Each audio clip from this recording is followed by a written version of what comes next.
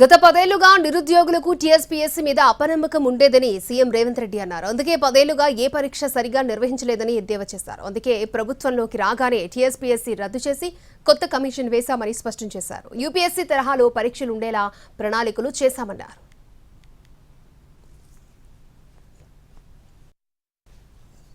ఏర్పడిన తర్వాత 10 సంవత్సరాలలో ఇచ్చిన ఏ నోటిఫికేషన్ కూడా ఇచ్చిన సమయానికి పరీక్షలు నిర్వహించిన సందర్భమే లేదు.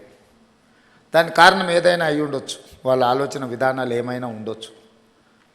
కానీ తీరని నష్టం, సంవత్సరాల తర్వాత పరీక్షలు నిర్వహిస్తే ఫలితాలు వచ్చే లోపల మీరు కష్టపడి చదివిన పరీక్షా కేంద్రాల్లో మీకు ఇచ్చిన ప్రశ్నపత్రాలు అంతకంటే ముందే జిరాక్స్ సెంటర్లలో పల్లి బఠానీల్లాగా అమ్మినప్పుడు ఆ విద్యార్థుల యొక్క బాధ, భావోద్వేగం మేము కళ్ళతో చూసినాం, అర్థం చేసుకున్నాం.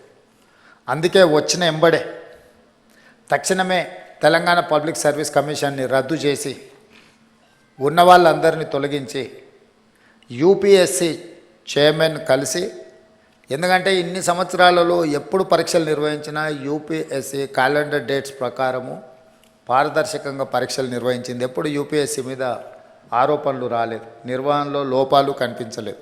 తెలంగాణ పబ్లిక్ సర్వీస్ కమిషన్ను కూడా కంప్లీట్గా పునర్వ్యవస్థీకరించి యూపీఎస్సీ తరహాలో మార్పులు చేసి ఎంబడే నోటిఫికేషన్స్ ఇచ్చినాం. ఆ నోటిఫికేషన్లో భాగంగా గ్రూప్ 1 ప్రిలిమ్స్ కంప్లీట్ చేసినాం, మెయిన్స్కి ఇప్పుడు ప్రిపేర్ అవుతున్నారు.